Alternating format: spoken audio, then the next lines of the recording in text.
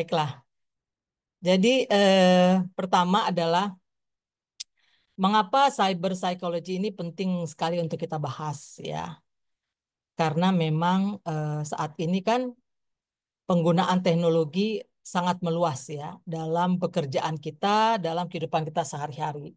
Baik itu dalam mendapatkan hiburan, baik itu dalam berkomunikasi, terutama ya berkomunikasi dalam mengerjakan kegiatan kita sehari-hari, baik itu pekerjaan, kuliah dan sebagainya, dan juga penggunaan dalam bidang pendidikan ya.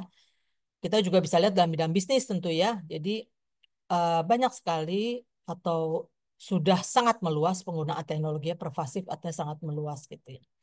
Oleh karena itu, kita tahu juga bahwa banyak kita membahas saat ini mengenai dampak teknologi terhadap berbagai aspek psikologis ya.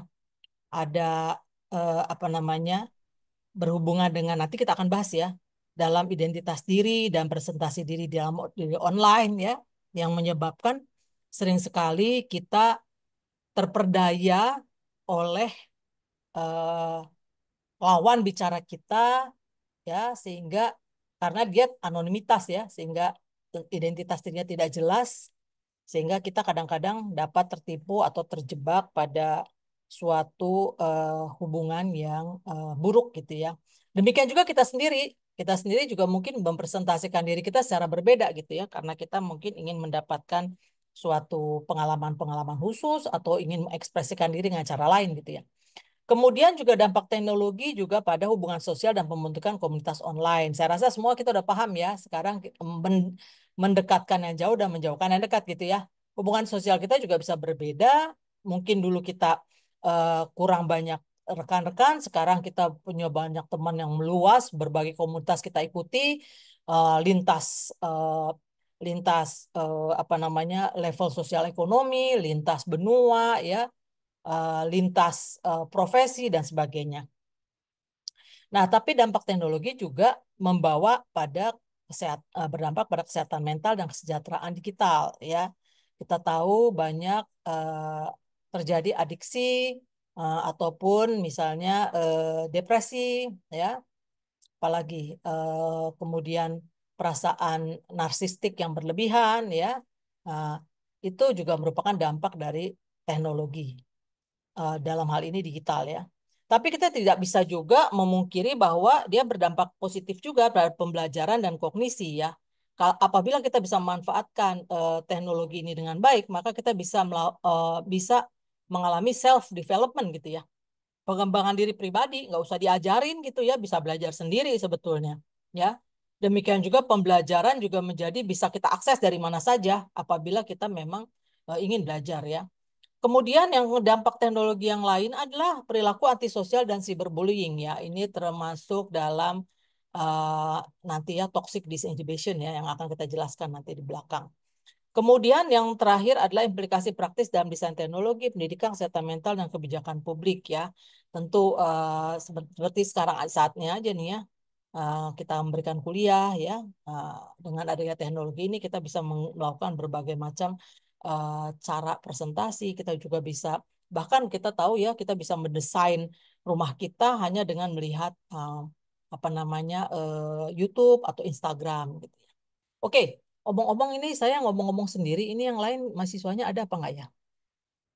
Ada ya? Oke, semuanya ikut aktif mendengarkan ya. Kalau jaringan memang agak itu nggak apa-apa kok kalau offline tapi nanti offline eh, off cam tapi nanti kalau saya panggil nyaut ya.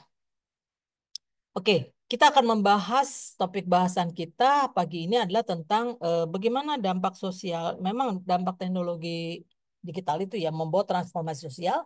Yang kedua, kita akan bicara dampak psikologi secara lebih mendalam, kemudian perubahan perilaku dan pendidikan dan pengajaran ya. Oke, ya. Yang pertama adalah transformasi sosial. Ya, tadi kita sudah bicarakan dan juga Anda mungkin dalam mata kuliah komunikasi sudah membahas ya bagaimana pengaruh media sosial pada pola komunikasi. Ya, Eh, terjadi dalam pola komunikasi terjadi komunikasi yang lebih meluas ya, jejaring-jejaring komunikasinya sangat meluas bahkan bisa me, apa, meliputi juga orang-orang yang tidak kita kenal ya sebenarnya. Kita cuma kenal di media sosial. Kita nggak tahu sebenarnya orang itu seperti apa. Apakah betul dia sesuai dengan identitas yang dia tampilkan atau yang lain gitu ya. Dan juga ternyata pola komunikasi kita juga menjadi lebih terbuka ya, disclosure ya. Sehingga kadang-kadang kita itu tidak ada lagi batas-batas privacy ya. Kita sering mengatakan kita mau menjaga privacy gitu ya. Apa namanya? Data-data pribadi, tapi ternyata kita sering mengumbar data-data pribadi kita di media sosial ya. Misalnya aktivitas kita sehari-hari, apa yang kita makan ya. Kemudian kita kemana aja misalnya ya. Jadi pola komunikasi memang jadi lebih terbuka dan juga lebih meluas gitu ya. Tidak terbatas lagi pada orang-orang yang kita kenal. Oleh karena itu, eh, media sosial ini memang sangat menyenangkan karena bisa juga membuat kita juga terhibur lewat komunikasi ya. Misalnya kita tertawa ketika melihat Instagram dari seorang yang lucu misalnya, yang mengupload atau TikTok gitu ya. Nah, karena banyak hal yang menyenangkan dan juga sifat manusia yang selalu perlu untuk berhubungan dengan orang lain, maka terkadang kita itu menjadi tergantung ya pada media sosial, ya. Jadi kita akhirnya menjadi jarang lagi untuk berkomunikasi interpersonal tatap muka, kita lebih banyak berkomunikasi lewat media sosial. Ya, kita sangat tergantung. Oleh karena itu orang bilang sekarang lebih baik ketinggalan dompet daripada ketinggalan handphone gitu ya. Bukan itu saja, karena ketergantungan pada media sosial ini bukan hanya untuk berkomunikasi ya, tapi juga banyak hal. Misalnya kita memakai m-banking ya, kita melakukan transfer atau membeli segala macam lewat media. Kita juga mendapatkan informasi, banyak informasi ya lewat berbagai platform media sosial. Makanya terjadi juga percepatan penyebaran informasi ya. Kita bisa lihat misalnya hal-hal yang buruk lah ya, orang cenderung tertarik pada hal yang buruk sih ya, hal yang negatif. Begitu ada hal negatif, itu maka dengan cepat orang akan menggunakan jempolnya untuk forward kemana-mana gitu ya. Sehingga dengan seketika orang bisa tahu apa yang terjadi, entah itu berita kecelakaan, entah itu berita hal-hal yang perselingkuhan lah, apalah ya, itu cepat sekali menyebar informasinya ya, karena tadi orang memang selalu ingin tahu dan ingin mendapatkan apa namanya hubungan dengan orang lain. Nah, akibatnya terjadi pengaruh pada relasi sosial, baik yang positif maupun negatif, ya. Penggunaan kata-kata, ya, karena kita merasa bebas, ya. Kita itu anonimitasnya tinggi dan juga aksesibilitas kita pada pada media sosial kan nggak terlalu mahal ya sebenarnya ya. Bayar kuota tuh nggak terlalu mahal kecuali kita nonton misalnya gitu ya. Tapi kalau hanya WA, Facebook, Instagram itu kan nggak begitu mahal ya. Nah, maka kita jadinya anonimitas dan kita banyak menggunakannya, akhirnya kadang-kadang tidak terasa misalnya kita memberikan komentar yang tidak baik tentang orang lain, misalnya, atau mengupload ya hal-hal yang buruk tentang orang lain, sehingga menyebabkan relasi sosial kita dengan orang yang terdekat dengan kita atau orang-orang yang tidak kita kenal juga menjadi buruk. Kita bisa lihat gimana netizen itu kejamnya ketika mengomentari sesuatu gitu ya. Sehingga dalam relasi sosial itu kita bisa lihat empati pun menjadi berkurang gitu ya. Nah, ini jadi di lain pihak ada segi positifnya kayak tadi self development, mungkin juga terjadi kolaborasi, mungkin juga terjadi aksi-aksi sosial yang prososial ya, kita membantu orang, bisa kita bisa ketika dia mengupload berita orang sakit ya di Facebook atau di Instagram, maka orang akan menyumbang ya. Jadi relasi sosial kita bisa berkolaborasi dengan orang yang kita tidak kita kenal, tapi sekaligus juga bisa menyebabkan konflik ya, potensi konflik ataupun gerakan-gerakan yang apa namanya ya mengajak orang untuk melakukan protes atau melakukan demo dan sebagainya yang sering juga melibatkan juga bentuk-bentuk tawuran gitu ya. Nah, dan yang terakhir terjadi transformasi yang lain adalah tumbuhnya kesadaran global ya. Tadi karena penyebaran informasi yang begitu begitu apa namanya begitu cepat, maka muncullah sesuatu, misalnya suatu isu yang penting, katakanlah misalnya pemanasan apa iklim global misalnya, pemanasan bumi, atau misalnya kesadaran akan ramah ramah lingkungan misalnya, itu menjadi kesadaran yang global karena eh, orang-orang bisa mengakses berita-berita terkini mengenai hal itu dan hal-hal apa yang bisa dilakukan untuk mencegah meluasnya pemanasan global dan juga itu ya perubahan iklim yang buruk gitu. Jadi akhirnya bisa terjadi gerakan yang luas gitu ya, meliputi daerah yang wilayah yang sangat luas mungkin antar benua gitu ya. Jadi ada kesadaran global, baik itu juga misalnya tentang korupsi misalnya, atau tentang kekerasan, atau tentang genosid misalnya, itu sehingga masyarakat dunia bisa sama-sama terbangun kesadarannya akan hak asasi manusia misalnya. Itu transformasi yang terjadi dengan akibatnya ada apa namanya digital ya, teknologi digital. Oke. Nah, jadi seperti saya katakan tadi ya, karakteristik media digital tuh memang ditandai dengan beberapa hal ini. Yang pertama adalah anonimitas. Seperti saya katakan tadi, bahwa eh, kita bisa saja, dan saya yakin juga ini ya, karena ini kan Gen Z ya, yang sedang mendengarkan kuliah ya. Saya yakin mungkin banyak di antara Anda yang mempunyai banyak akun gitu ya, dengan nama yang berbeda-beda gitu. Dan Anda bisa bebas menciptakan akun apa saja ya, karena tadi anonimitas yang dimungkinkan dalam media sosial. Nah, jadi ada juga orang yang misalnya mempunyai akun dengan identitas diri yang berlawanan dengan jenis kelaminnya gitu ya. Karena saya pernah dengar ada orang yang memang ingin mempunyai pengalaman seorang apa perempuan ya ingin mempunyai pengalaman sebagai laki-laki gitu ya. Gimana dia mendominasi perempuan, bagaimana dia menggambarkan apa keinginannya, minatnya gitu. Sehingga dia bisa menciptakan seperti itu. Sehingga kita mesti hati-hati ketika kita berkomunikasi dengan seseorang dalam media sosial ya, karena belum tentu itu adalah identitas yang sesungguhnya gitu ya. Makanya kadang-kadang kan perjodohan gitu, misalnya lewat media platform-platform di media sosial kan akhirnya kecewa karena ketika kopi darat ternyata berbeda gitu ya dengan kondisi yang sebenarnya itu. Kenapa? Ya karena tadi anonimitas ya. Kemudian interconnectedness ya. Kita itu bisa keterhubung dengan banyak orang ya, artinya seperti saya katakan tadi meluas hubungan kita. Nah, kenapa begitu? Karena memang dimungkinkan oleh keterjangkauan ya, berhubung dengan adanya satelit ya dan juga tadi aksesibilitas yang tinggi di mana eh, kita tidak perlu banyak uang gitu ya. Kita bahkan bisa membeli dengan Rp5.000 misalnya kita dapat 3 GB selama 1 minggu misalnya, itu bisa berhubungan dengan siapa saja, itu menyebabkan kita itu bisa bertemu dengan siapa saja gitu ya. Tapi itu sekaligus juga menyebabkan kita itu bisa eh, apa ya dalam tanda kutipnya keter, ketelanjangan diri pribadi. Kenapa? Karena tadi semua orang bisa mengakses identitas kita gitu ya. Bahkan kalau Anda sering mengisi kuesioner-kuesioner ya, atau Anda mencoba platform-platform baru dan memberikan identitas Anda, ya, itu akan masuk dimanfaatkan oleh mereka.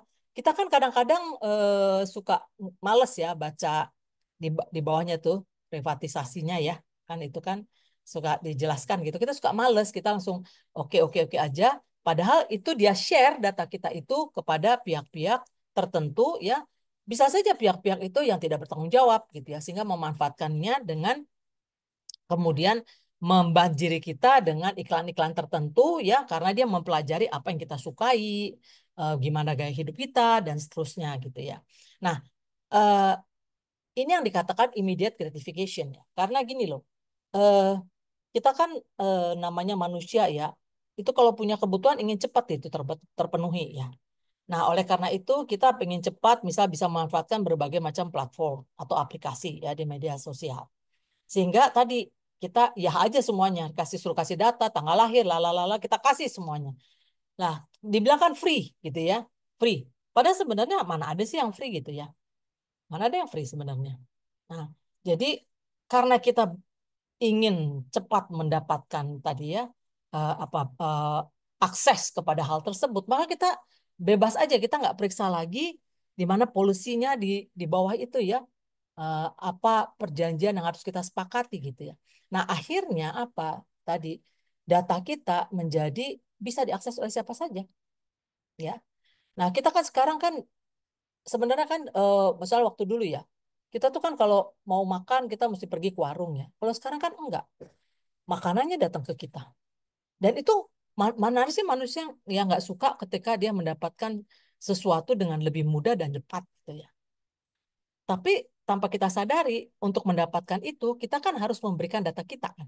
Sehingga data kita itu sebenarnya ada di luar sana. Makanya tidak heran ketika kita itu bisa dihack. Ya kan banyak orang yang akunnya dihack gitu kan. Terus tiba-tiba orang masuk, minta uang lah, minta apa, ya kan? Atau data kita dipakai untuk apa namanya hal-hal yang tidak baik gitu ya. Nah, itu contohnya dampak daripada immediate gratification. Berikutnya lagi viralitas ya. Media sosial itu dengan cepat memviralkan seperti saya katakan tadi. Dalam hitungan detik berita apapun bisa disebarluaskan bukan hanya di negeri kita, di seluruh dunia gitu ya. Makanya bisa hati-hati juga karena viral maka uh, ketika anak-anak di bawah umur mengakses media sosial, tidak heran mereka juga dengan cepat bisa mengakses hal-hal yang bisa berbau pornografi ataupun kekerasan ya. Bahkan kita bisa ngelihat tuh gimana terjadi pembulian ya di SD di SMP gitu oh ya ada siswa dipukuli oleh temannya itu viral di media sosial gitu ada atau seorang bapak memukuli anaknya gitu ya bisa viral gitu tapi memang ada orang yang tujuannya ingin memviralkan dirinya ya ada tetapi ada juga orang yang tidak sadar diviralkan nah itu hati-hati dengan media sosial karena tadi orang yang tidak Anda kenal itu bisa mengakses identitas Anda. Kita kan di Facebook juga ketika kita pertama membuat akun kan ditanya itu siapa yang bisa melihat. Kalau Anda menuliskan siapa saja bisa melihat, maka Anda nggak bisa mengontrol dong siapa yang melihat.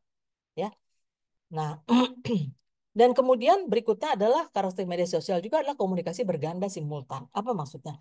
Anda dalam satu saatnya, bahkan saya yang berkuliah nih, Anda bisa juga sekaligus melakukan komunikasi di media sosial. Anda bisa mungkin cacatan nih dengan atau bertiktok ya atau nonton drakor mungkin sambil dengerin kuliah saya bisa nih, bisa terjadi kayak begitu. Ya kan? Sehingga kita bisa lihat media media digital ini bisa menghalangi kita berfokus pada sesuatu gitu ya kan ini ciri khasnya nih komunikasi berganda simultan ya. Bahkan Anda mungkin bisa juga lagi dengerin kuliah saya Anda sambil belanja-belanja gitu ya atau Anda bisa sambil main game mungkin ya nah itu yang makanya hanya Tuhan dan Anda yang tahu apa yang Anda kerjakan gitu ya. Tapi tadi kan kita harus mengetahui sebenarnya prioritas kita apa dalam suatu saat karena komunikasi berganda simultan ini tadi mengganggu apa namanya fokus kita dan juga kita nggak bisa menangkap apa yang sedang kita hadapi gitu ya. Kita nggak bisa fokus karena otak kita itu nggak mungkin berfokus pada lebih dari satu hal sekaligus secara penuh ya. Harus ada yang lebih difokuskan. Dan terakhir adalah trackability. Trackability ini artinya anda tuh bisa di-track sama siapa saja, ya. Tadi bahkan tadi kan kita banyak orang yang mencari temannya semasa SD SMP kan lewat Facebook, lewat Instagram gitu kan. Berarti kan dengan menuliskan nama seseorang Anda bisa dicari loh. Ya kan? Nah, apalagi kalau Anda memberikan data Anda dengan loyal gitu ya kemana-mana. Nah, itulah karakteristik media digital yang harus kita pahami yang membuat tadi terjadinya transformasi sosial yang begitu hebat ya. Oke. Jadi satu hal lagi seperti saya katakan tadi, sebenarnya kan kita harus menjaga ya norma sosial kita kan kita harus menjaga privasi kita gitu ya, betul kan? Ya kan? Nggak semua hal bisa kita bagi dengan orang lain. Tetapi tadi ada yang disebut online disinhibition effect.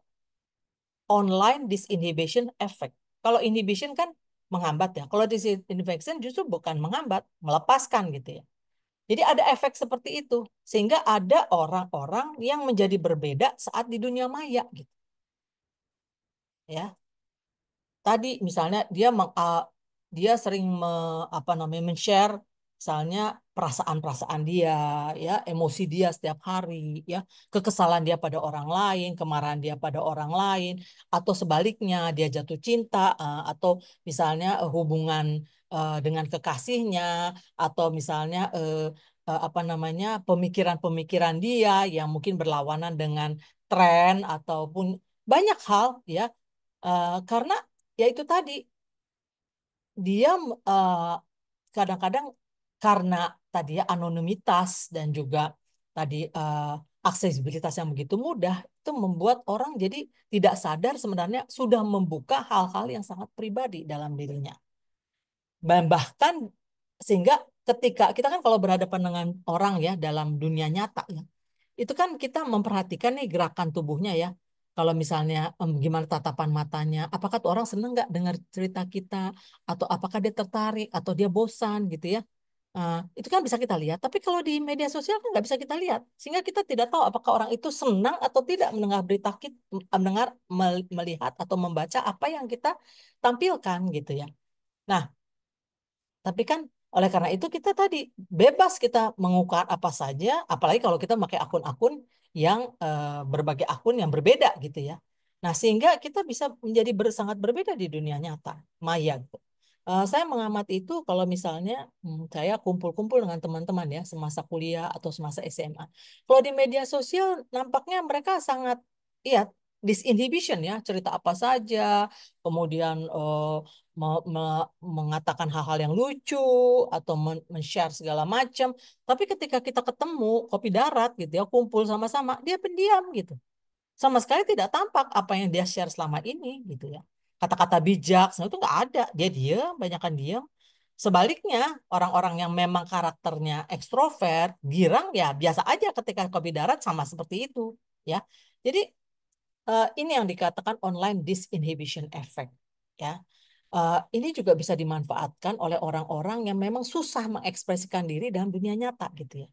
Sehingga dengan adanya tadi nggak bisa ngelihat orang lain, maka dia bisa merasa lebih bebas gitu, ngomong ya, menampilkan perasaannya gitu, minatnya dan sebagainya. Ini yang penting ya online disinhibition effect. Jadi privacy itu no longer a social norm gitu ya. Bahkan kita pun kadang-kadang kebablasan, kita juga yang menyebarkan kan harusnya itu kan norma sosial menjaga hal-hal yang private ya dalam diri orang. Tapi kita kadang-kadang juga kebablasan ya, kita mengupload misalnya orang yang sedang sakit ya wajahnya, atau misalnya ada kematian jenazah atau kecelakaan ya, korban kecelakaan kita upload, itu kan sebenarnya pribadi banget gitu ya, apalagi kalau korban kecelakaan kesian kan ketika kondisi tubuhnya yang berantakan kayak gitu ya, keluarganya juga pasti sakit hati gitu kan. Tapi tadi kita eh, merasa apa namanya mungkin berkepentingan gitu ya menyebarkan itu, atau kita mau ikut apa namanya membuat orang lain ikut apa namanya ya menyatakan duka cita, tapi mestinya hasilnya lihat-lihat gitu ya, apakah itu memang diizinkan oleh orang bersangkutan atau tidak gitu, harus diizinkan atau tidak gitu ya. Jangan jangan semua hal yang kita buat kita penting kita share, padahal orang yang bersangkutan sendiri keberatan dengan hal itu artinya melanggar norma sosial itu ya gitu. Nah, jadi kita dalam soal tadi online disinhibition itu sebenarnya ada dua ya disinhibition ya. Ada benign disinhibition ya dan toxic disinhibition. Kalau benign disinhibition itu sebenarnya lebih positif ya, yaitu suatu apa namanya ya disinhibition keterbukaan yang sifatnya lebih positif ya. Jadi membuka apa namanya membuka diri tapi sebenarnya dengan tujuan positif ya.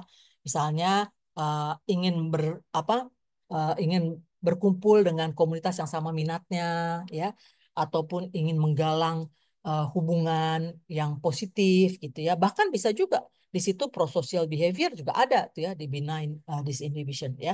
Jadi kalau invasion tadi kan pembatasan, disinhibition juga menghilangkan batas justru ya. Benign itu lebih positif. Tapi ada yang toxic disinhibition ya, yaitu perilaku-perilaku disinhibition yang sifatnya negatif seperti misalnya cyberbullying, ya kan? Jadi dia memaki orang secara terbuka gitu. Bahkan ada juga misalnya seorang selebritis misalnya ya membuat TikTok anaknya gitu. Seorang komentar, oh anaknya jelek, anaknya nggak seperti ibunya, begini-begini, anaknya kurang vitamin, lalala segala. Itulah dibilang dok toxic di disinhibition, di mana ada keterbukaan Anda tapi bersifat toxic gitu ya. Ya, kita tahu banyak apa selebritis Korea gitu ya. Beberapa lah selebritis Korea bunuh diri karena dia stres akibat cyberbullying ya, dan juga internet troll ya. Tuh, tuh contohnya disinhibition positif dan negatif. Oke,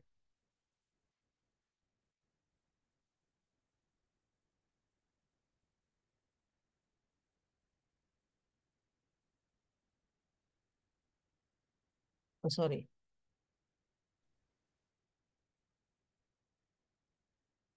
Oke.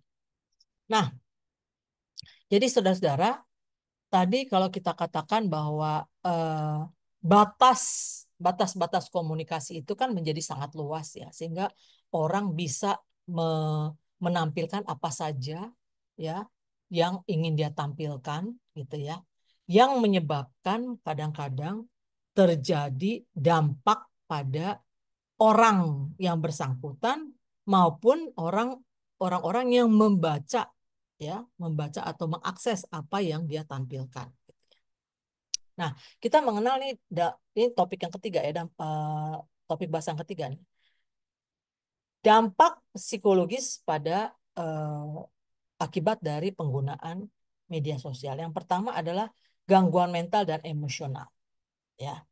Nah, orang yang eh, banyak membaca berita-berita, misalnya berita-berita yang negatif itu bisa menimbulkan kecemasan, ya, kecemasan yang luar biasa. Misalnya orang ada tuh ya, kemarin saya lihat di TikTok tuh ramalan, ramalan bahwa tahun 2026 akan terjadi tsunami yang paling besar akan. Nah itu pada orang-orang tertentu, ya, punya kepribadian tertentu itu bisa menimbulkan kecemasan dan depresi loh, ya. Berita-berita yang hoax gitu ya, berita-berita yang nggak jelas sumbernya, ya, itu bagi sebagian orang menimbulkan kecemasan dan depresi. Bisa juga itu menimbulkan juga misalnya eh, orang sering mengakses ya kesuksesan-kesuksesan orang, hebatan-hebatan orang gitu ya, itu menimbulkan perasaan yang kepercayaan diri orang jadi hilang gitu loh. Oh, saya kok nggak bisa seperti dia ya, padahal dia itu seumuran saya. Dia itu apa namanya sosial ekonomi seperti saya, tapi kok dia bisa hebat ya, dia bisa kemana, dia bisa gimana. Mungkin yang men-share informasi itu mungkin ingin men-share kebahagiaan kali ya, kebahagiaan dirinya gitu ya. Tapi kita harus melihat misalnya ketika kita men-share sesuatu, kita harus berpikir apakah manfaatnya. Memang nggak salah kita mau men-share kebahagiaan, nggak masalah. Orang juga mengatakan kalau nggak suka lewatin aja, betul. Tetapi kalau dia masuk terus, ya, apa yang dia share tuh masuk terus ke kita, mau nggak mau kan jadi terbaca ya, ya kan? Nah, kemudian apa maksud Anda men-share itu gitu, ya? Karena pada dasarnya sifat manusia itu kan dia selalu membandingkan diri ya dengan orang lain, perbandingan sosial yang kadang-kadang menimbulkan kecemburuan gitu. Nah, kecemburuan itu ketika menghadapi bahwa seseorang itu tidak bisa apa namanya mengatasi kecemburuan itu, yang ada kan timbulnya depresi. Wah, saya nggak pernah bisa kayak dia tuh. Bahagia banget ya dia sama pasangannya, atau bahagia benar dengan suaminya. Tuh ya, sering ya yang kalau yang saya sering lihat tuh ya di media sosial tuh, di TikTok atau segala macam itu ya, kebahagiaan perempuan-perempuan Indonesia yang kawin dengan bule. Ya kan? Disitulah kebahagiaannya lah, katanya dia kaya lah, dia sangat dicintai lah, tiap hari dipeluk-peluk, diapain gitu ya. Sementara kan kalau orang Indonesia nggak biasa ya laki-laki Indonesia mengekspresikan seperti itu gitu. Maka timbul kekecewaan pada istri gitu ya, atau pada perempuan ya, yang kekasihnya mungkin atau pasangannya tidak semesra itu. Maka bisa menimbulkan konflik ya. Benar nggak? Karena dia merasa kan sering yang di-upload di media sosial itu hal-hal yang ideal gitu ya, yang ideal. Sehingga yang ada kan orang akan merasa, wah kok saya nggak seperti itu gitu ya, dan kemudian menuntut pada pasangannya, sementara pasangannya bilang ini orang aneh-aneh gitu ya, maka terjadilah konflik gitu ya. Terus juga FOMO, tentu Anda tahu ya, FOMO ya, uh, fear of missing out gitu ya, dan juga cyberbullying gitu. Nah ini adalah dampak-dampak psikologis yang sering muncul. Ini kan apa namanya dampak psikologis yang buruk ya, tapi dampak psikologis yang baik juga ada ya kayak tadi ya, meningkatkan kepercayaan diri karena misalnya ketika dia men-share sesuatu terus didukung oleh orang lain gitu ya, orang kasih jempol, kasih like gitu ya.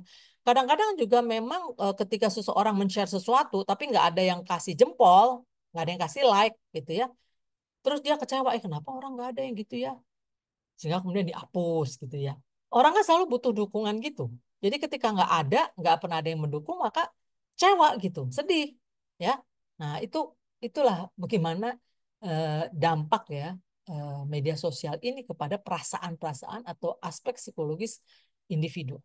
Yang berikutnya lagi adalah kesehatan mental dan ketergantungan. Karena tadi ya, aksesibilitas ya, murahnya mengakses, virality, terus apalagi tadi interconnectedness ya. Maka sering menyebabkan orang ketergantungan. Ketergantungan artinya berjam-jam menggunakan media sosial sehingga tidak lagi mengerjakan hal-hal yang lain. Bahkan juga dia tidak menjaga lagi kesehatan dirinya, lupa makan, lupa mandi, lupa belajar, lupa kerja, ya kan? Bahkan sering juga bisa terjadi kecelakaan gitu ya. Karena sambil jalan dia sambil melihat handphone atau sambil berkendara dia lihat handphonenya gitu ya. Nah, kalau udah begitu kita bisa sebutkan sebagai adiksi digital, adiksi. Dan ini tidak hanya pada orang dewasa ya, pada anak-anak juga terjadi adiksi digital ya. Ketika orang tua kemudian memberikan kesempatan pada anak-anak untuk bermain game atau apalah gitu ya, eh, nonton kayak apa gitu di media sosial untuk membuat mereka anteng, diem, orang tua nggak repot sehingga ibu juga bisa bermedsos gitu ya, atau ibu bisa selfie. Nah itu tanpa disadari membuat adiksi digital, ngeri banget loh. Karena bisa anak tuh sampai menjerit-jerit histeris ketika apa iPodnya atau handphonenya tuh diambil gitu, iPadnya atau handphonenya diambil gitu ya. Dan karena kita sering sambil tiduran ya, maka sinar dari alat kita itu bisa mengganggu tidur kita loh. Kita susah untuk jadi tidur. Susah. Karena tadi cahaya yang masuk ke dalam retina kita itu mengaktifkan syaraf-syaraf kita sehingga susah dia untuk menjadi rileks. Itu sebabnya bisa orang sampai berjam-jam ya, jadi nggak tidur gara-gara tadi mengakses itu. Hanya kekepo itu aja, FOMO, karena FOMO itu tadi ya, kekepoan juga bisa menyebabkan itu. Dan tadi ya, karena tadi kan dibilang multi tadi ya, kita bisa melakukan komunikasi ber, berganda dalam satu saat bersamaan sehingga konsentrasi juga jadi nggak bagus gitu. Ini seperti Anda sekarang, jadi saya nggak tahu berapa orang yang sungguh-sungguh mendengarkan saya, entah berapa orang yang sebenarnya sambil mengerjakan yang lain gitu ya. Oke. Nah, yang berikutnya adalah perubahan perilaku gitu ya. Nah, ketika tadi kan saya katakan bahwa orang senang ya dapat immediate gratification gitu ya. Dapat segera mendapatkan apa yang diinginkan gitu ya. Maka perilaku konsumsi kita juga mesti berbeda sekarang dengan adanya online ya, online shopping, ada marketplace ya, ada juga tadi GoFood ya, ada apa lagi ya, GrabFood, macam-macam yang lain juga ya, nggak harus ada GrabFood dan GoFood, ada juga kita bisa lewat apa TikTok dan sebagainya ya, kita bisa melakukan belanja online. Itu menyebabkan orang itu menjadi konsumtif juga sih. Kadang-kadang membeli apa yang eh, nggak mau ketinggalan gitu ya. Maka ketika orang trennya apa sekarang dia juga ikut beli ya. Bahkan kadang-kadang karena sale ya, ini jarang-jarang di sale maka dia ikut membeli. Nah ini yang susah ya dikontrol ya. Itu yang susah dikontrol. Apalagi kemudian mendapatkan penguatan-penguatan dari orang-orang yang juga mengakses hal yang sama. Dia baca reviewnya atau kalau TikTok itu langsung ya orang-orang yang join itu berkomentar. Nah, itu sangat berpengaruh tuh ya. Nah, demikian juga pengaruh iklan digital. Tadi saya kan katakan, ketika kita itu tanpa sengaja membuat identitas kita itu tersebar di mana-mana, ya, maka itu bisa dimanfaatkan oleh orang-orang itu untuk iklan. Jadi ketika dilihat kita tuh minatnya apa, ya, kebiasaan kita apa, gaya hidup kita apa, maka kita bisa dihujani iklan-iklan yang memang sejenis. Itu kan karena ada algoritma itu ya. Algoritma itu kan mencatat semuanya ya. gitu.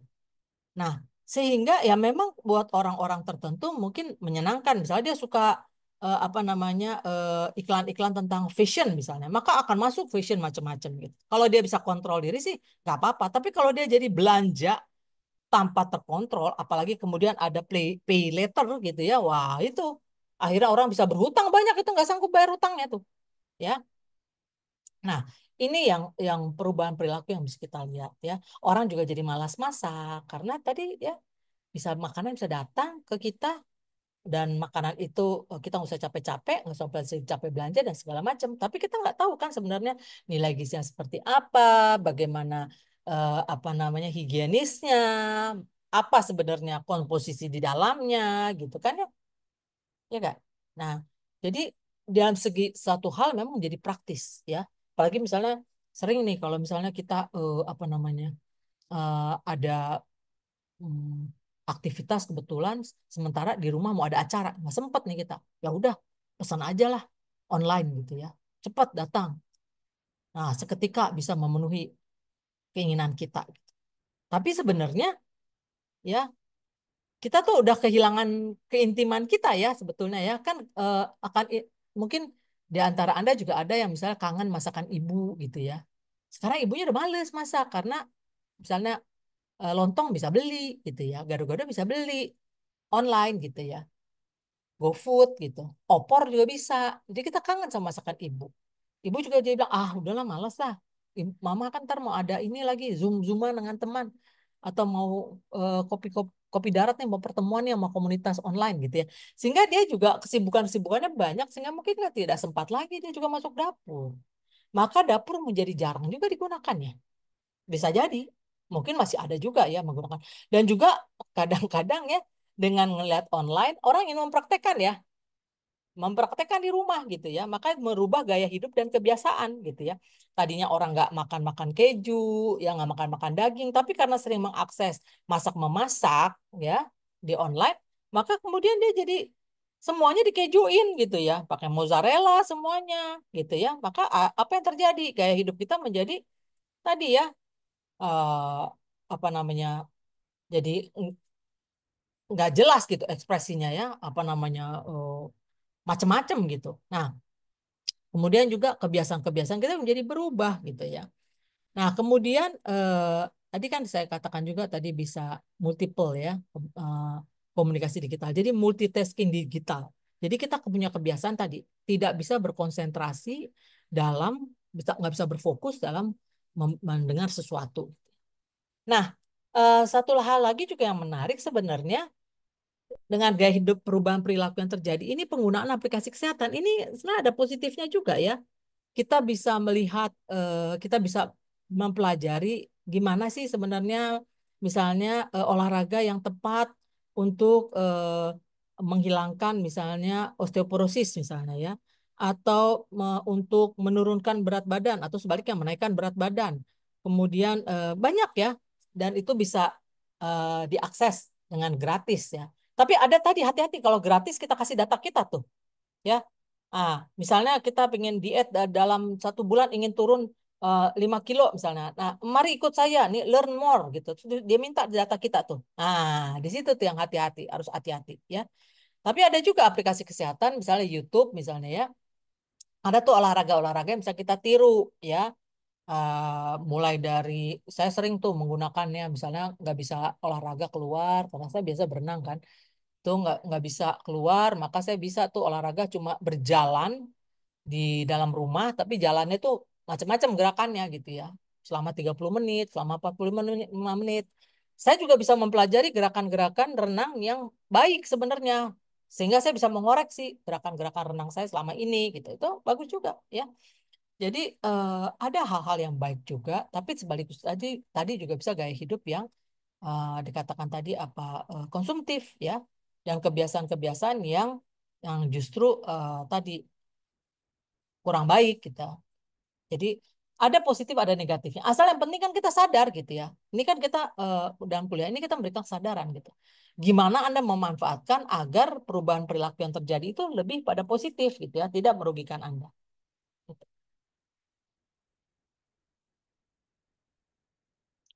Nah, Yang kelima, yang keempat tadi pendidikan dan pengajaran ya. Kita tahu bahwa dengan adanya e-learning dan pendidikan jarak jauh kayak sekarang ya, Anda di mana, saya di mana, kita bisa kuliah. Nah ini mungkin saya nggak perlu jelaskan ya. Pembelajaran juga menjadi interaktif dan kolaboratif dan pemanfaatan artificial intelligence gitu ya. Tapi ya tadi dalam pemanfaatan AI ini banyak membantu kita ya. Uh, bisa apa namanya? Bisa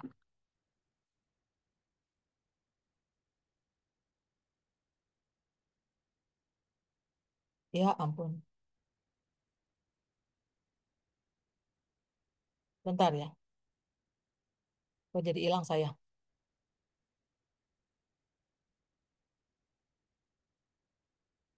Ya, eh, bisa perubahan metode juga kolaboratif ya. Makanya saya mengharapkan juga nanti ada pertanyaan-pertanyaan dari Anda semua ya, sehingga kita bisa ini kan nggak bisa semua saya jelaskan sih dengan pertanyaan-pertanyaan itu mungkin bisa menambah pemahaman Anda akan kuliah hari ini. Nah, berikutnya saya ingin memperlihatkan kepada Anda karakter psikologis dan penggunaan media sosial. Ya, jadi ada memang karakter-karakter psikologis tertentu dari individu ya dalam menggunakan media sosial. Yang pertama nih orang-orang yang punya karakter narsisme dan keinginan untuk validasi, mendapatkan dukungan ya.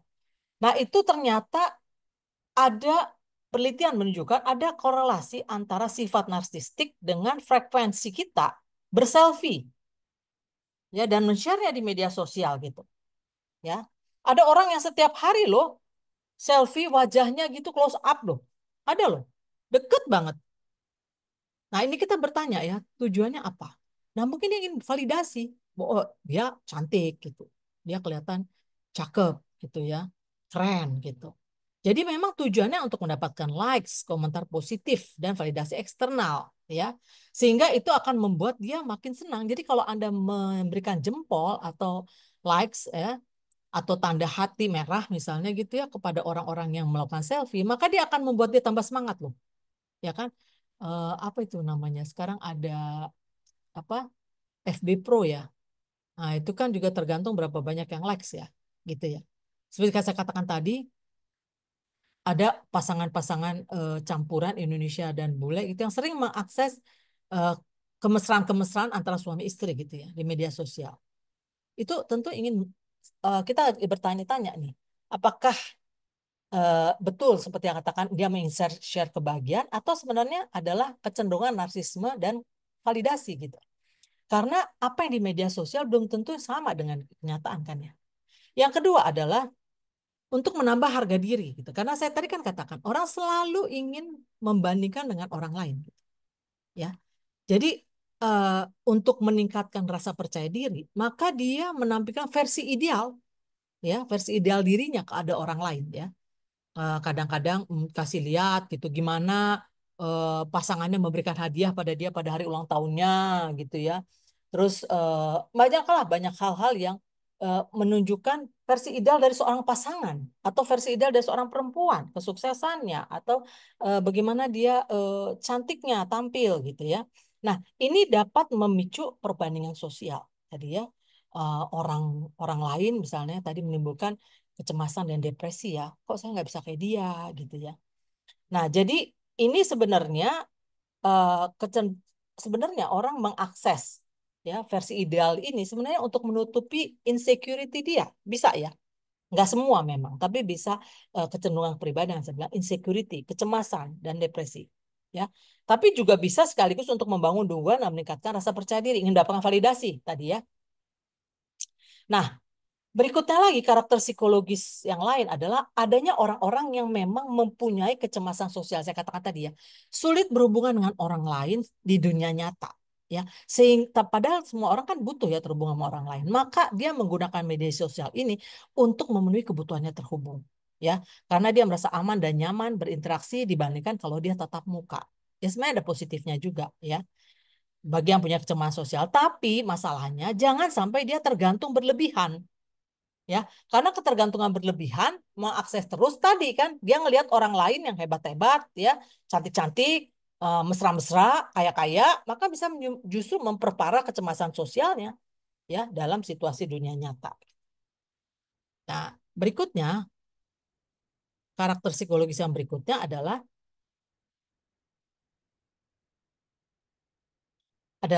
ekstroversi dan pencarian stimulasi. Orang yang ekstrovert memang lebih aktif di media sosial ya. Karena dia memang ingin memperluas pergaulannya. Ya, ingin menikmati berbagai pengalaman, memperluas jaringan sosial, mencari stimulasi baru. Namun seperti saya katakan tadi, hati-hati dalam men-share hal-hal yang bersifat pribadi. Karena itu nanti bisa dimanfaatkan oleh orang yang tidak bertanggung jawab yang bisa mendatangkan keburukan bagi Anda. Berikutnya adalah neurotisme dan kerentanan emosional. Ya, orang yang neurotisme-nya tinggi itu sangat rentan terhadap dampak negatif media sosial. Misalnya orang-orang yang jadi cenderung bundir karena dibully karena oleh orang lain. Ya, karena dia sangat orang neurotisme itu sangat sangat peduli pada penilaian orang pada dirinya gitu. Dia sangat tidak tidak ingin dinilai negatif gitu.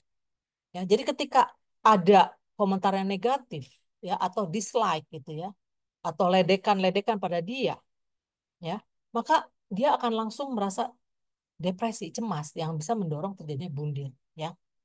Yang berikut lagi adalah kebutuhan orang untuk membangun identitas dan ekspresi diri. Ya, orang-orang yang mempunyai misalnya minat, nilai, pandangan tertentu, entah itu pandangan politik, entah itu pandangan sosial gitu ya.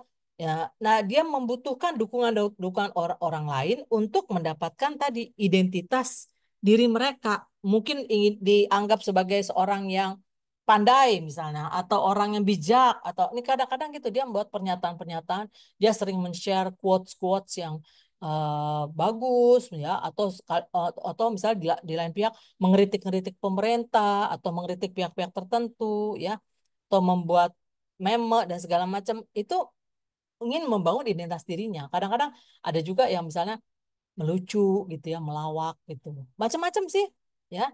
Dan yang terakhir adalah pengaruh budaya dan gender. Nah, ini nih ya karakter psikologisnya. Ada orang-orang yang memang mudah terpengaruh oleh budaya dan apalagi adalah dorongan-dorongan gender ya. Misalnya budaya kita standar kecantikan itu seperti apa gitu kan. Wajahnya putih, mulus, licin, glowing kalau sekarang ya, alisnya bagus dan sebagainya. Maka kemudian dia cenderung untuk terus mengakses untuk melihat gimana sih produk-produk apa sih yang bisa membuat kita glowing dan mukanya licin, putih dan make upnya yang bagus gitu ya. Nah, sehingga apa namanya orang sering kali juga menjadi berlebihan ketergantungannya karena ingin menjadi sukses seperti yang ditampilkan di media sosial gitu ya. Nah, tapi yang menjadi masalah adalah ketika kondisi fisik kita tidak memungkinkan untuk itu. Misal warna kulit kita memang gelap gitu ya. Kemudian kondisi fisik kita memang eh, apa namanya tidak menguntungkan ya itu kan maka ketika kita terlalu banyak mengakses seperti itu terpengaruh oleh budaya dan apa namanya tekanan-tekanan gender itu menyebabkan berdampak psikologis. Bukan hanya perempuan sih, laki-laki juga ya. Misalnya six pack gitu kan. Kemudian ini olahraga nih supaya berotot seperti ini, maka olahraganya luar biasa ya dilakukan tiap hari, maka itu tidak diimbangi oleh makanan yang seimbang gitu, maka bisa menimbulkan sakit kan, kayak gitu. Nah,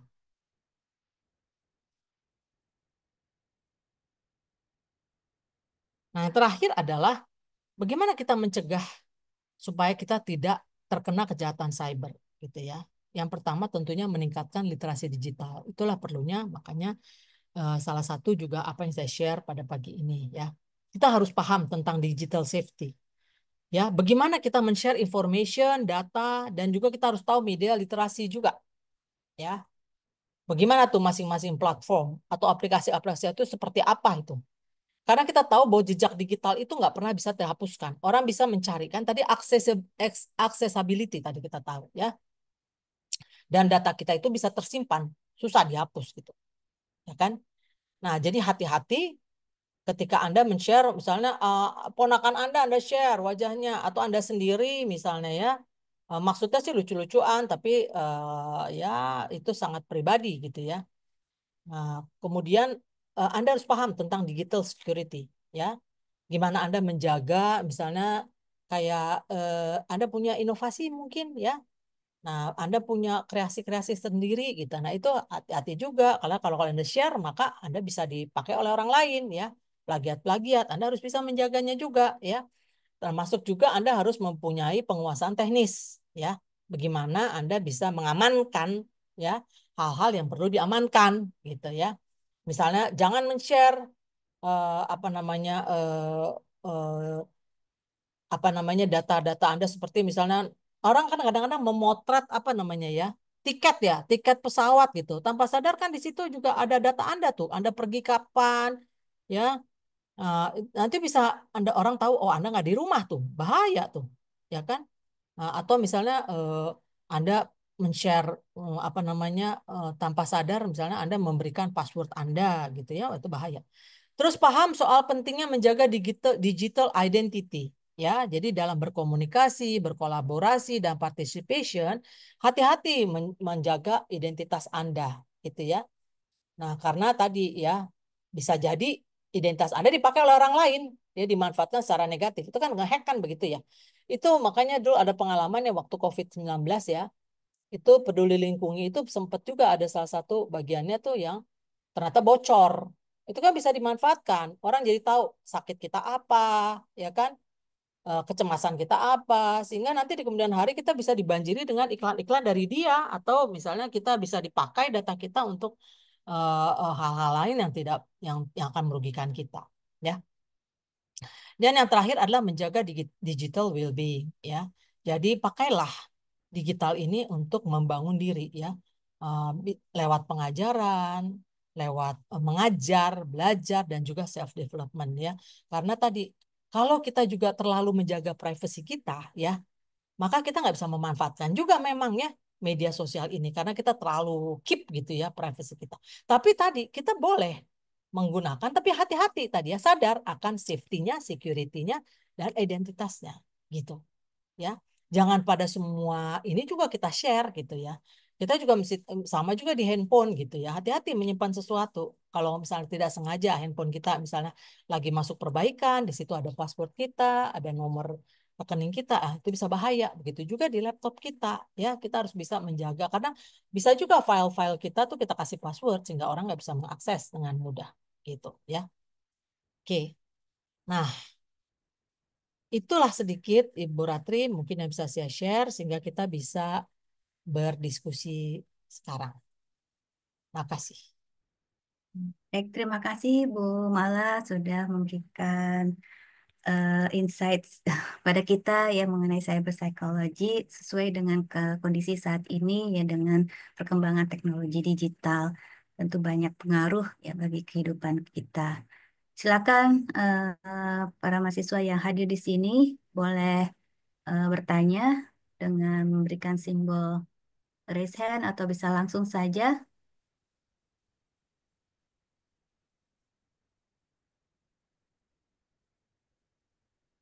Silakan.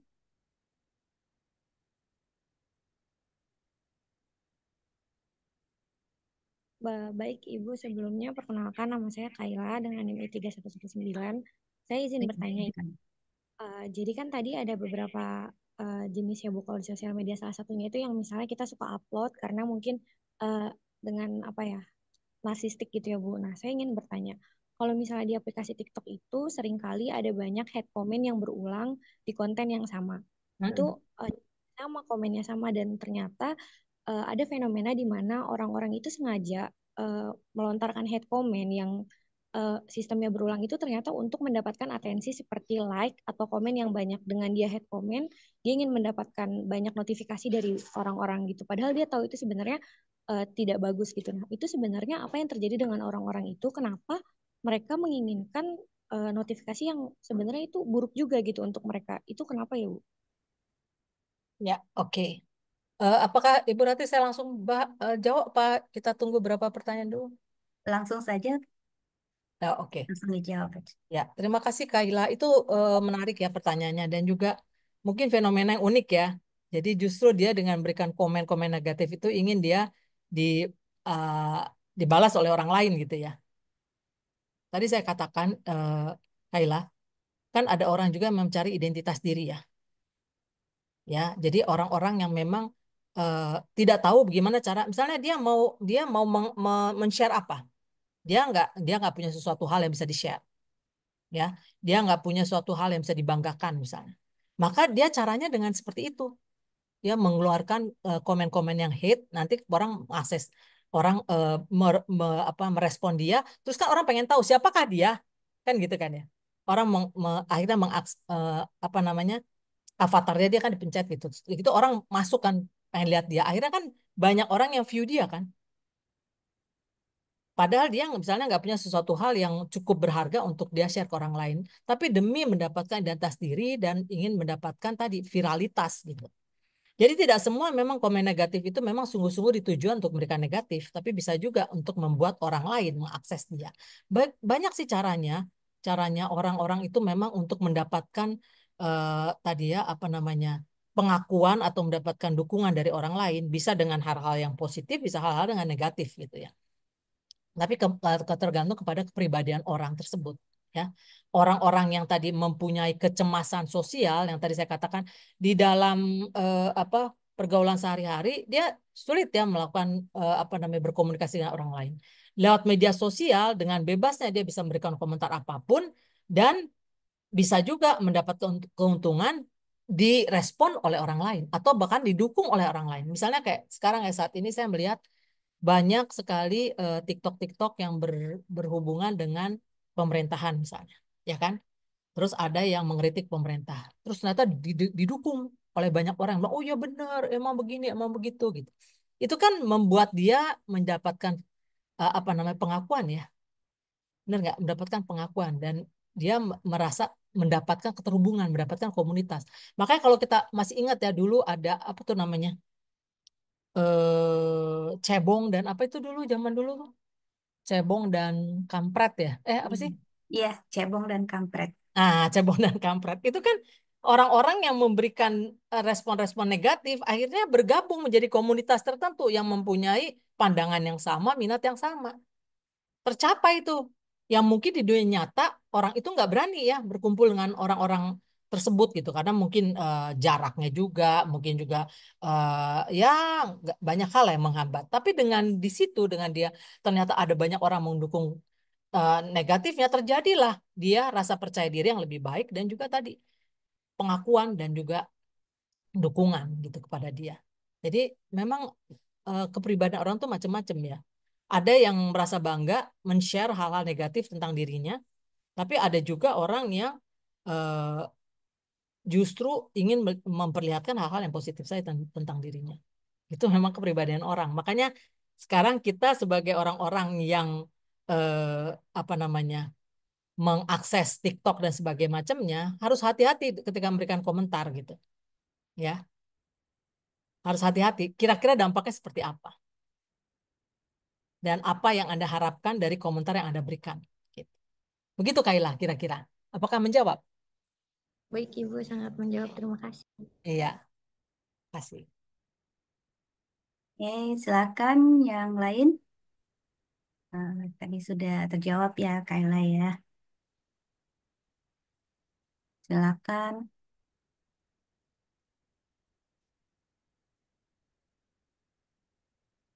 Kayla tadi dari kelas K berapa? Kelas K1, Ibu. K1 ya.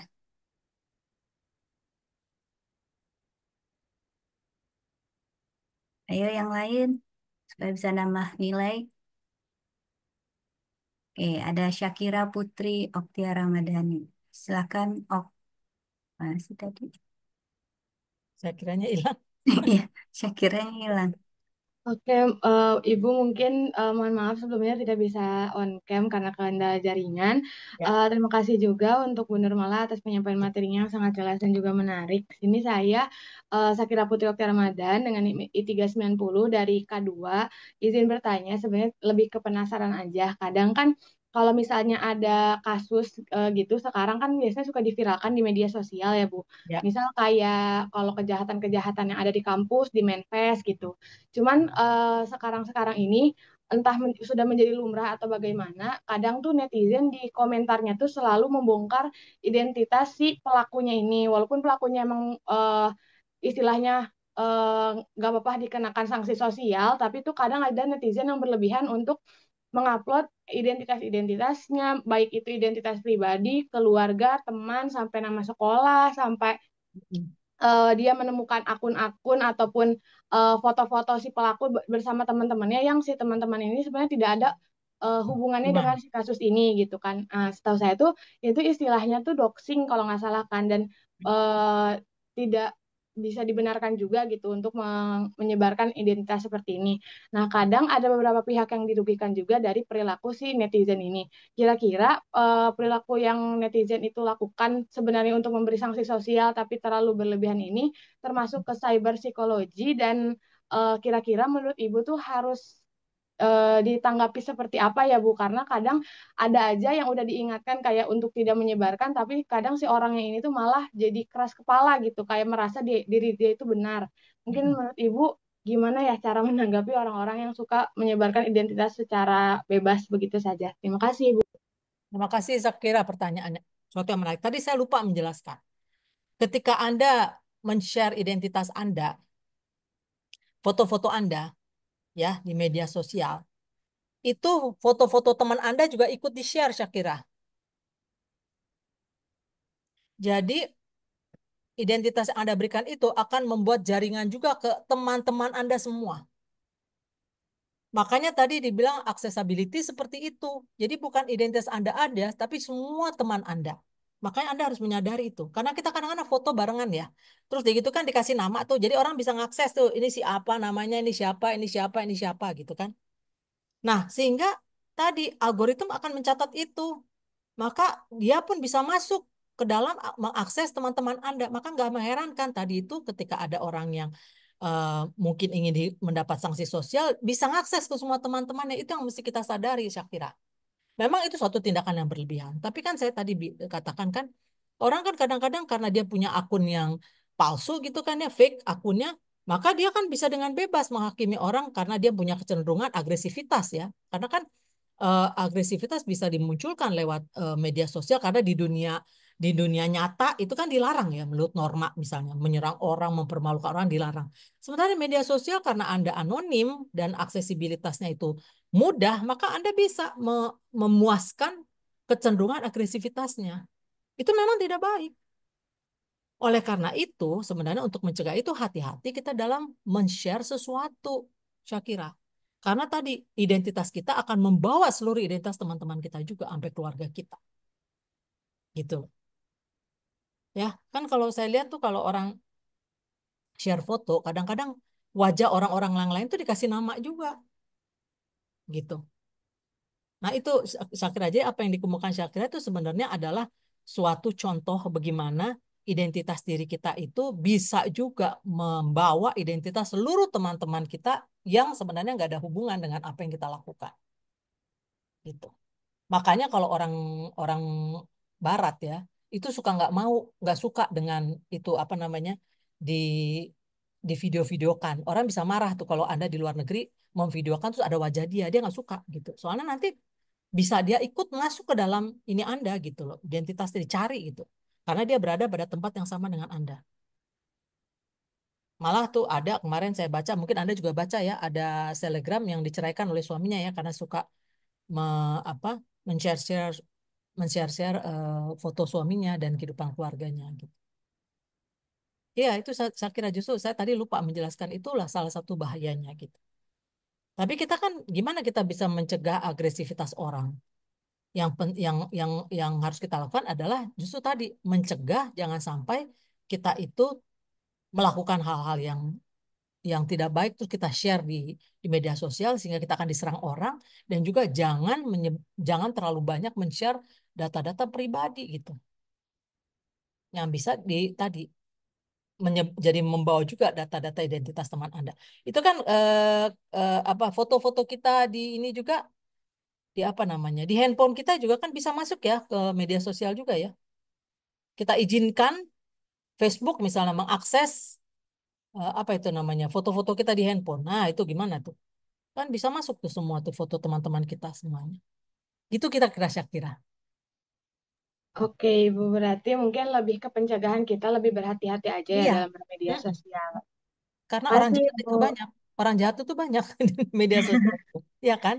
Iya. Nah, bahkan bisa gini kan saya kira ya, yang sering ada mukanya muka siapa, badannya badan siapa gitu. Terus melakukan tindakan asusila. Bisa kan gitu kan saya kira?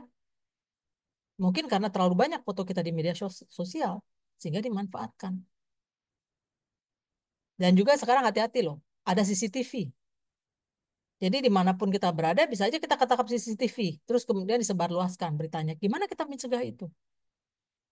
Ya kan? Karena tadi kepribadian orang-orang itu macam-macam. Tadi ada yang tadi FOMO, ada yang kepo, ya gitu. Ada yang pengen pertama selalu apa namanya men-share sesuatu, tahu-tahu yang dia share itu hoax gitu kan ya. Terus untung ada temen yang berani bilang itu hoax tuh nggak benar gitu. Ah, dia kan terus malu ya, oh iya maaf ya gitu. Itu karena terlalu cepet tuh men-share sesuatu tanpa mengecek dulu kebenarannya gitu. Gitu Syakira. Baik, Ibu. Terima kasih. Sama-sama. Ya, masih banyak waktu ini. Silakan yang lain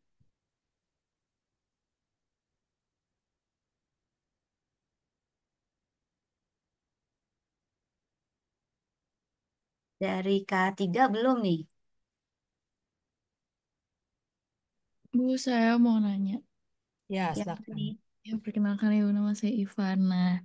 Eh, ya.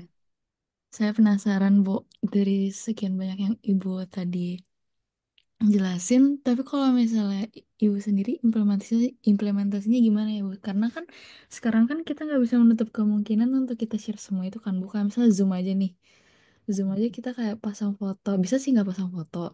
Tapi kayak kita kan tetap ngasih informasi tersebut kan. Terus kayak saking banyaknya platform yang saya pakai gitu mungkin kadang di sosial media tuh kayak di e-commerce juga nunjukin hal-hal yang saya saya kepikiran doang saya mau itu tapi kayak tiba-tiba ada barang itu gitu yang masuk di timeline saya gitu misalnya. Nah, kayak informasi-informasi tersebut yang tadi yang nggak pengen saya share, tapi kan saya harus karena akses-akses yang harus saya dapetin di platform-platform tertentu. Kalau Ibu sendiri kira-kira gimana Bu pencegahannya untuk si tadi empat hal itu digital security, tiga hal di digital security, di digital identity dan digital well-being. Tuh, Bu. Iya, oke. Siapa tadi namanya? Ivana, Ivana. Ivana Oke, makasih Atsari. Ivana pertanyaannya Ivana. Iya, gimana saya sendiri gitu ya? Oke, jadi ini nanti membuka nih. Nanti kalau ini nanti masuk ke ini nggak ke YouTube nggak nanti Bu? Nanti membuka lah. Jadi gini Ivana, kalau saya memakai aplikasi-aplikasi tertentu, saya sangat hati-hati ya. Saya hanya memberikan data saya pada sesuatu yang memang aplikasi yang sangat dibutuhkan dalam pekerjaan saya. Misalnya kalau kita kan dalam membuka misalnya jurnal-jurnal tertentu ya. Jadi memang aksesnya pada jurnal. Tapi kalau misalnya ada kayak kuesioner-kuesioner itu saya jarang ngisi. Ya ada apa namanya kan suka tanya, apakah Anda ingin tahu kepribadian Anda misalnya gitu. Apakah Anda ingin tahu masa depan Anda kan ada gitu-gituan ya. Itu kan selalu dia minta data kita kan. Karena kan nggak ada sesuatu yang sebenarnya nggak ada apa namanya gratifikasinya gitu ya. Nah, jadi di situ memang saya sangat menjaga karena tadi kesadaran saya akan digital. Nah, terus kemudian mengenai misalnya Anda kan punya media-media sosial. Saya sangat membatasi itu karena saya tahu bahwa ketika saya memberikan akses pada semua orang, itu maka saya kan nggak tahu orang di luar itu orang-orang yang sangat bermacam-macam kan, motivasinya bermacam-macam. Kadang-kadang kan kayak bisa di Facebook gitu, orang minta di-invite gitu kan ya. Orang pengen masuk. Itu enggak, saya juga lihat-lihat juga, kira-kira nih orang ini bener nggak dia? Dan kira-kira sejauh mana hubungan saya dengan dia sehingga dia perlu melihat hal-hal yang ada di dalam media sosial saya gitu. Ada orang yang sama sekali menutup media sosial, sangat private gitu. Nah, tergantung kan saya katakan tadi kalau terlalu private pun kita sebenarnya membatasi bagaimana kita mau mengeksplorasi sebenarnya ya keuntungan media sosial. Tetapi tadi mungkin saringan kita filternya itu mungkin lebih baik kali, Ivana. Ya, kita harus punya filter. ketika kita mau mengakses aplikasi-aplikasi tertentu, ya, sejauh mana memang aplikasi itu memang bermanfaat untuk kita di kemudian hari, untuk jangka panjang. Kalau hanya untuk pengen tahu kepribadian kita apa segala macam gitu ya. Nah, apakah kita perlu, kan ada juga yang memang sama sekali nggak usah ngisi-ngisi kayak gitu, data-data kan ada. Kenapa nggak di situ aja gitu. Jadi kesadaran itu penting ya, apa namanya, sadar akan apa yang kita lakukan. Makanya orang suka mengatakan tuh, pernah dengar ya Ivana, mindfulness ya. Baik kita ketika menggunakan media sosial kita harus mindfulness ya. Benar-benar kita sadar ketika menggunakannya. Misal eh, ada juga ya kan aplikasi apa namanya ya, video-video yang eh, apa kalau sekarang bilangnya biru apa hijau ya. Kalau dulu sih biru gitu ya, yang pornografi gitu. Nah, mungkin ada dorongan-dorongan di dalam diri kita ya, mungkin yang negatif gitu, sehingga dalam dunia nyata mungkin kita tidak bisa bisa memuaskannya, tapi dalam dunia digital kita bisa mencari kepuasan itu. Tanpa sengaja kita mengakses itu dan kemudian tadi kita mengizinkan, kan suka ditanya tuh, apakah bisa dibuka, apakah setiap saat allow kita kasih izin untuk membuka ataukah hanya saat-saat tertentu. Nah, itu mungkin karena kita nggak baca dengan baik, kita bisa minta, kita bisa pencet allow kapan aja. Nah, otomatis data kita masuk ke situ tuh. Maka akan dibanjiri nanti media sosial kita dengan hal-hal yang berbau pornografi, Ivana. Jadi oleh karena itu dalam menggunakannya itu kita harus selalu mindfulness gitu. Selalu bayang, pikirkan untuk jangka panjangnya apakah ini penting buat saya. Termasuk juga penggunaan AI ya. Banyak kan aplikasi AI sekarang ya di internet ya. Nah, tadi karena begitu Anda menggunakannya, maka dia akan bebas. Dia sebut kok di bawahnya. Maka data Anda akan di-share gitu ya, akan disebarluaskan. Nah, itu Anda mau nggak? Kalau nggak mau ya cari aplikasi lain yang tidak meminta data-data seperti itu gitu loh.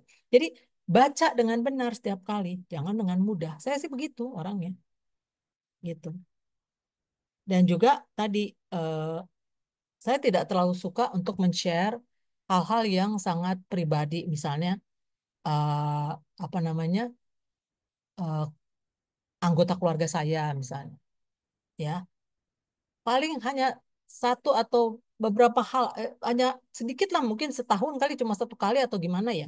Karena tadi saya juga pikir bahwa anak-anak saya sudah dewasa, mungkin mungkin mereka juga nggak suka di-share gitu ya datanya di media sosial. Apalagi tuh kalau itu soal-soal kan kadang-kadang orang men-share tuh ya eh, kenakalan anaknya atau kelakuan-kelakuan suaminya ya itu kan bisa dimanfaat oleh orang lain ya untuk melihat kebiasaan-kebiasaan kita gitu. Jadi sadar aja mindfulness aja. Saya sih begitu sih Ivana ya.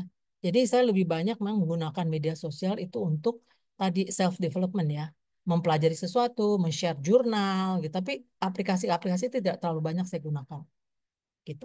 Itu sih kalau buat saya. Yang Baik, resmi-resmi aja kayak Canva itu kan bagus ya. iya. Nah, kayak gitu-gitu tuh. Tapi kalau udah bagian-bagian yang lain ya, apalagi AI itu dengan otomatis dia menyimpan data kita. Emang dia nanya sih sebelumnya, boleh nggak di-share gitu.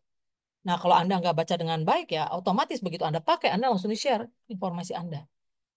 Gitu. Gitu, Ivana. Baik, Bagaimana Ivana? terima kasih banyak Ibu atas jawabannya. Iya. Ivana dari K berapa? Dari kelas C, Bu Ratri. K3 ya, berarti sudah mewakili kelas masing-masing. Silakan barangkali ada yang mau bertanya lagi, yang atau ada yang mau kita diskusikan dari Saya tadi kelas. mau menambahkan juga Ibu Ratri tadi ya. Oh, ya. Itu Baik. memang gimana ya? Tadi kalau ada siapa tadi yang nanya yang tadi orang hate itu ya banyak memberikan komentar hate terus kemudian mengupload apa men-share terus data-data orang yang tidak disuka itu yang sanksi sosial tadi siapa Ibu Ratu itu yang kedua tadi nanya. Syakira ya. Syakira. Syakira tadi seperti saya katakan tuh ya, memang orang tuh empatinya menjadi berkurang gitu. Orang jadi lebih egois ya, Syakira ya, egosentris gitu. Kita sering melakukan bias gitu. Saya nggak tahu apakah Bu Ratu kita masih kasih kuliah nggak tentang bias bias kognitif gitu, ada nggak ya? eh bias Eh, kognitif kita kasih kuliahnya itu enggak ya? Dalam kognisi enggak kali ya. Nah, itu enggak jadi orang sering menganggap gini loh, bahwa saya tuh enggak gitu gitu loh. Kalau saya tuh enggak mudah dipengaruhi, padahal mah iya saya mudah terpengaruh gitu. Dan kemudian tadi kan misalnya kita menyebarluaskan orang yang sedang berduka, orang kecelakaan, kita menuju seolah-olah kita empati, padahal mah enggak, itu sebenarnya ekosentris gitu. Jadi jadi eh, kita justru ingin menonjolkan diri kita gitu, bahwa kita tahu banyak, kita tahu sesuatu gitu. Nah, itu yang mungkin Bu Ratri saya mau menunjukkan bahwa penggunaan yang berlebihan pada media sosial justru membuat kita tuh kehilangan empati pada orang lain gitu. Karena terjadinya diindividuasi ya. Jadi karena kita anonim gitu ya, maka kita jadi kurang menyadari apa yang kita lakukan gitu. Itu aja yang saya mau tambahkan Ibu Ratri. baik Bu. Silakan nih dari yang laki-lakinya belum ada yang bertanya. Mungkin lagi multitasking tadi Bu. Apakah sambil main game apa sambil ngapain nih yang lain nih? Takutnya gitu nih. Ayo, sedang ini ya sambil melakukan hal yang lain. Iya, mungkin begitu.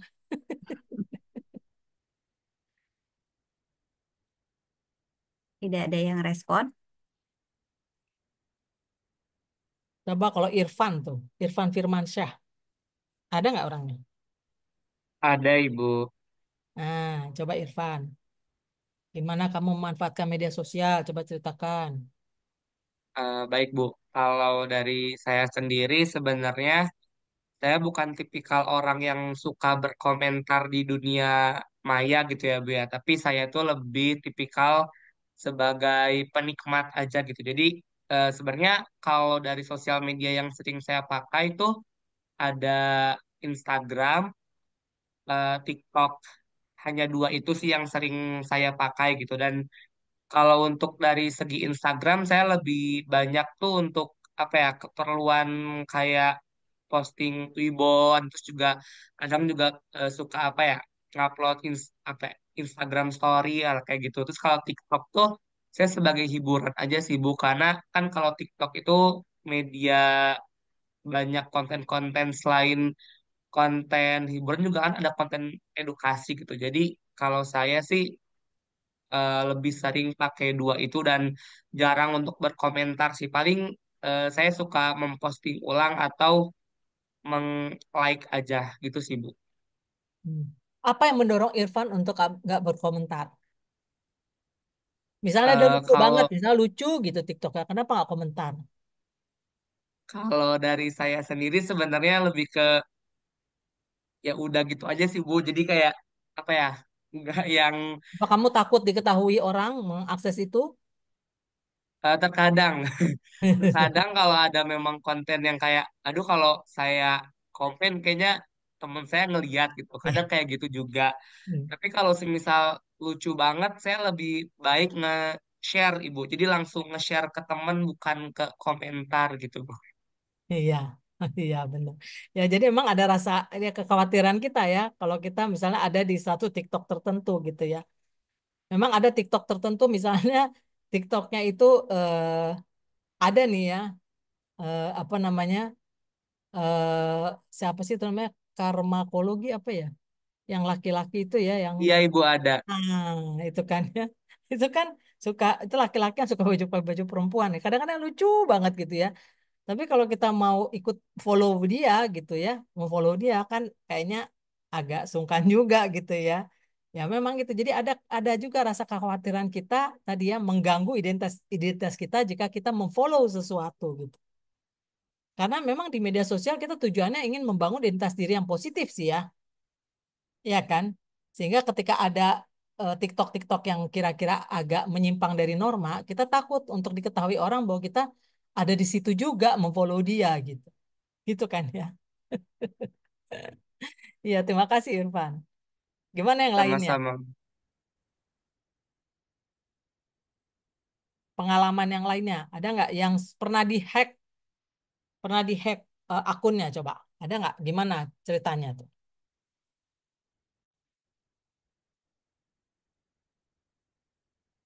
Ini banyak sekali, padahal ini ada 105 ini. Coba Michael Owen. Owen.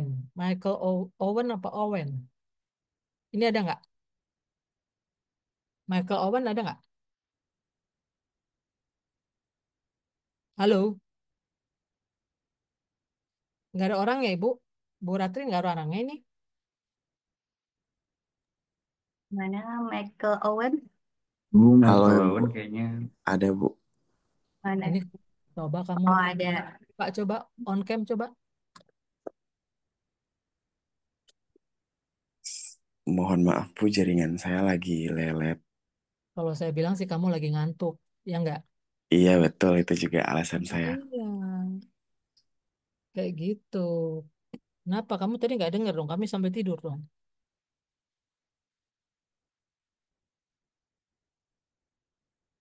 Kayak gini nih, bahayanya nih, e-learning gitu. Catat saja, Ibu Ratri. Kalau ini siapa namanya ya? Nadratun Naim. Ini siapa nih? Nadratun Naim. Ada orangnya? Nggak ada. Nggak ada orangnya. Nadratunaim mana? Saya rasa udah Ada Ibu. mana itu? Mana orangnya? Mana? Oh, ini. Nadratun Naim. Saya nggak ngeliat orangnya di mana. Ada. Apakah sudah terlihat Ibu? Iya, kok lama responnya Nadra? Maaf Hmm, Ibu tadi ke toilet karena mau siap-siap ke kelas. ke kelas. Oh, kamu dari mana? Di kos Ibu, mau Oh, kelas nanti jam 10. oh, jam 10. Oh, gitu. Iya Hmm. Ibu, maaf ya Ibu. Oh, jauh juga ya. Jauh juga nih kelasnya. Kemana kelasnya kamu? Di Fateta Ibu, Oh, ini kamu di mana? di kos di Kosannya? Dramaga Cantik Ibu. Wah, mau naik apa kamu? Naik motor Ibu. Wih. Baiklah, Bu Ratri. Kayaknya waktu kita memang sempit ya kalau kayak gini, Bu Ratri ya. Iya, Bu. Mm-mm. Tapi yang Iya. masih tidur tadi saya kasih Michael gimana tuh? Mau kuliah tuh, Michael. Tinggal 20 menit lagi tuh. Ya, mungkin waktu juga ya Bu Ratri ya. 20 menit agak susah juga mencapai kampus nanti. Ya, baik, Bu. Jadi Baik. saya sebagai penutup mungkin nanti eh, semoga apa yang saya share bisa bermanfaat sebagai digital literasi ya buat rekan-rekan mahasiswa dan tadi coba tingkatkan juga keinginan untuk belajar ya. Gitu, jangan cuma hadir aja tanpa belajar sesuatu. Terima kasih Bu Ratri. Ya, Selamat terima kerja. kasih, Bu Nurmala. Ya, terima kasih Bu Nurmala yang sudah berkenan menyampaikan kuliah dosen tamu pada pagi hari ini. Banyak sekali ya tentunya yang kita dapatkan dari Bu Nurmala mengenai ya cyber psychology. Sekali lagi terima kasih Bu Nurmala dan saya akhiri pertemuan pada hari ini. Eh, Kita eh, nggak mau foto bersama dulu, Bu? oh iya, foto bersama ya. Boleh di Nah, on on cam, cam. on cam.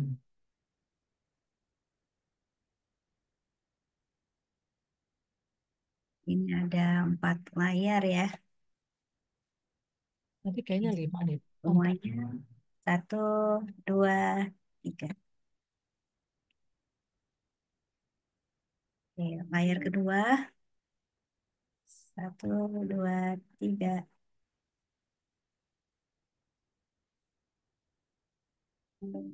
Layar ketiga